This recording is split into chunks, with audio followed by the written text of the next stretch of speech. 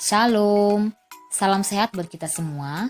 Video ini menjelaskan tentang pembahasan latihan soal dari buku cetak Bupena 5D, tema 8, subtema 2, halaman 58 sampai dengan 60. Namun sebelumnya, bagi yang belum subscribe, silakan tekan tombol subscribe dan lonceng notifikasinya agar tidak ketinggalan video-video selanjutnya. Bupena halaman 58 muatan bahasa Indonesia. Soal yang pertama. Sebelum membuat rangkuman, kita sebaiknya menentukan titik-titik dalam teks non-fiksi. Jawabannya adalah C. Gagasan pokok. Soal nomor 2. Membuat peta konsep membuat kita lebih mudah titik-titik teks. Jawabannya adalah memahami isi. Soal nomor 3. Bacalah paragraf berikut dengan seksama.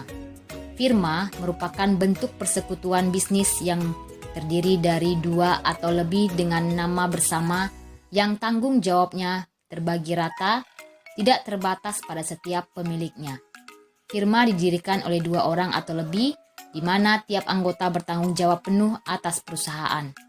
Modal firma berasal dari anggota pendiri, serta keuntungannya dibagikan kepada anggota dengan perbandingan sesuai kesepakatan saat berdirinya firma. Soalnya adalah peristiwa penting dari teks tersebut adalah jawabannya firma didirikan oleh dua orang atau lebih di mana tiap anggota bertanggung jawab penuh atas perusahaan. Soal nomor 4. Peristiwa penting dalam teks non-fiksi dapat ditemukan dengan menjawab pertanyaan berupa jawabannya adalah siapa yang terlibat dalam berdirinya firma. Soal nomor 5.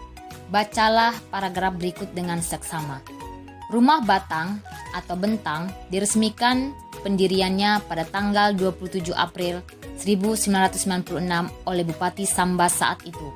Kala itu, Singkawang dan Bengkayang satu wilayah dengan Kabupaten Sambas. Rumah Bentang menjadi tempat kegiatan acara-acara ritual keagamaan serta upacara adat naik dango saat musim panen tiba. Posisi rumah Bentang berada di kaki bukit. Di sekitarnya terlihat hamparan sawah yang luas dan di belakangnya terdapat pepohonan besar yang memberikan nuansa alam tersendiri. Pertanyaannya, tuliskan peristiwa penting pada paragraf tersebut. Jawabannya adalah rumah Bentang menjadi tempat kegiatan acara-acara ritual keagamaan serta upacara adat naik dango saat musim panen tiba. Bupena halaman 58 muatan IPA. 1. Fungsi hutan terkait dengan siklus air adalah jawabannya membantu tanah menyimpan air. Nomor 2. Dampak evaporasi yang semakin besar pada musim kemarau adalah jawabannya kekeringan. 3. Melapisi jalan raya dengan beton dapat memengaruhi siklus air karena jawabannya mengurangi daerah resapan air. 4. Tuliskan faktor-faktor yang menyebabkan berkurangnya ketersediaan air tanah. Jawabannya adalah yang pertama curah hujan. Semakin sedikit curah hujan yang turun, semakin sedikit pula cadangan air tanah yang tersimpan. Yang kedua, jenis tanah dan batuan. Yang ketiga, kemiringan lahan. Daerah yang memiliki tingkat kemiringan yang tinggi akan memiliki sedikit ketersediaan air tanah. 4. Keberadaan tumbuhan atau vegetasi. Daerah yang memiliki sedikit pohon akan memiliki jumlah air tanah yang sedikit. Soal nomor 5. Tuliskan kegiatan yang dapat kita lakukan untuk menjaga ketersediaan air tanah. Jawabannya adalah yang pertama menghemat penggunaan air, yang kedua melakukan reboisasi, yang ketiga tidak menebang pohon secara liar, dan yang keempat membuang sampah pada tempatnya. Bupena halaman 59 muatan IPS. Nomor 1, jenis usaha kelompok yang dikelola atas azas kekeluargaan dengan modal berasal dari simpanan pokok dan simpanan wajib para anggota adalah jawabannya koperasi. Nomor 2, jenis usaha ekonomi yang sebagian besar modalnya berasal dari negara adalah jawabannya badan usaha milik negara atau disingkat BUMN. Nomor 3, usaha ekonomi yang dikelola perseorangan biasanya memiliki modal yang jawabannya terbatas. Nomor 4, tuliskan 3 macam jenis usaha perseorangan serta contohnya. Jawabannya adalah usaha perdagangan, contohnya warung. Yang kedua, usaha jasa perseorangan, contohnya bengkel dan salon, serta industri perseorangan, contohnya industri anyaman. Soal nomor 5, tuliskan pengertian, kelebihan, serta kekurangan dari masing-masing jenis usaha kelompok. Yang pertama adalah badan usaha milik negara atau BUMN adalah usaha ekonomi yang sebagian besar modalnya berasal dari negara. Kelebihannya yang pertama, bisa membuka jasa pelayanan publik yang tidak mungkin dilakukan pihak swasta. Yang kedua, mampu melayani kebutuhan masyarakat. Yang ketiga, punya sumber pendanaan relatif besar. Kekurangan BUMN adalah satu, sering alami kerugian. Yang kedua, monopoli negara yang berlebihan bisa mematikan usaha-usaha dengan jenis yang sama. Yang ketiga, kelangsungan hidupnya berdasar kekuatan keuangan negara, bahkan sering membebani keuangan negara. Yang kedua adalah firma, merupakan usaha ekonomi yang didirikan oleh dua orang atau lebih yang sudah saling mengenal. Kelebihan firma adalah yang pertama, kemampuan manajemen dan pembentukan modal lebih besar. Yang kedua, keputusan berdasarkan seluruh anggota. Yang ketiga, pembagian keuntungan berdasarkan modal yang disetor. Kekurangan firma adalah yang pertama, tidak ada pemisahan kekayaan pribadi. Yang kedua, tanggung jawab kepemilikan tak terbatas. Dan yang ketiga, rentan terhadap perselisihan. Yang ketiga adalah perusahaan komanditer atau CV, merupakan perusahaan dikelola oleh beberapa orang yang terdiri dari anggota aktif dan anggota pasif. Kelebihannya adalah yang pertama, mudah mencari tambahan modal pada anggota sekutu. Yang kedua, cara pendiriannya mudah. Yang ketiga, modal yang dikumpulkan lebih besar. Kekurangan perusahaan komanditer adalah yang pertama, tanggung jawab tidak terbatas sehingga mengakibatkan kekayaan pribadi dapat ikut tersita jika perusahaan bangkrut. Yang kedua, kelangsungan usaha sewaktu-waktu dapat terganggu. Dan yang ketiga, kesulitan untuk menarik kembali modal yang telah disetor. Yang keempat adalah perseroan terbatas atau PT, merupakan usaha yang didirikan dan dikelola oleh dua orang atau lebih. Kelebihannya adalah modal yang dikumpulkan lebih besar melalui penjualan saham. Yang kedua, lebih mudah melakukan perluasan usaha. Dan yang ketiga, tanggung jawab pemegang saham terbatas.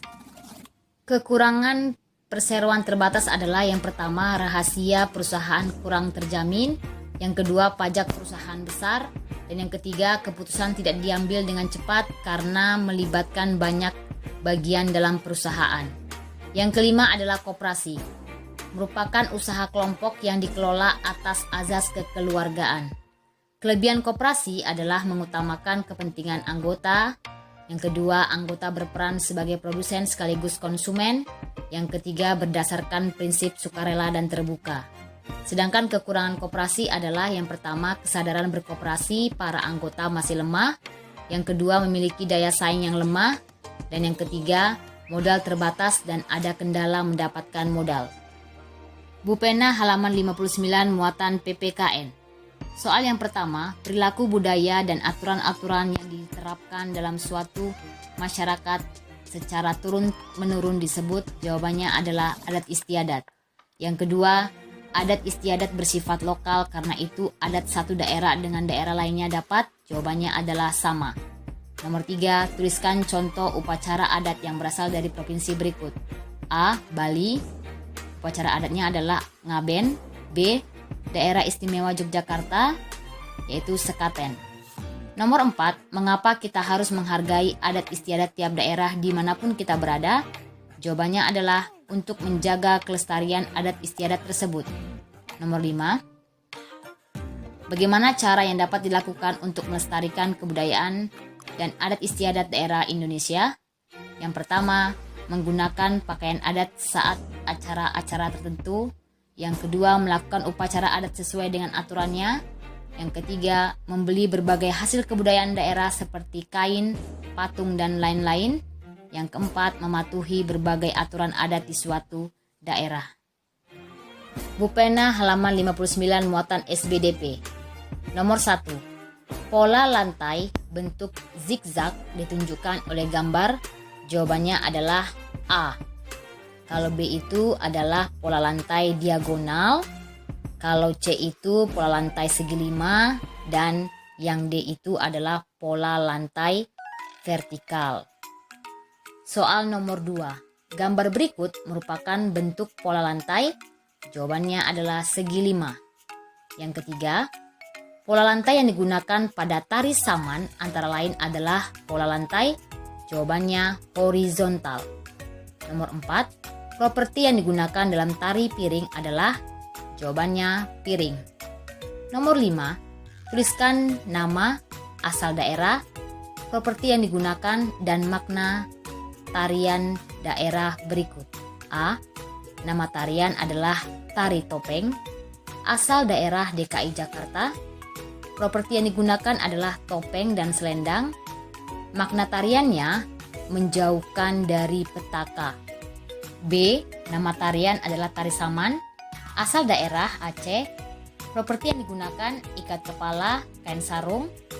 Makna tariannya kekompakan, keagamaan, dan sopan santun. Demikianlah pembahasan soal-soal kita pada hari ini. Terima kasih. Shalom.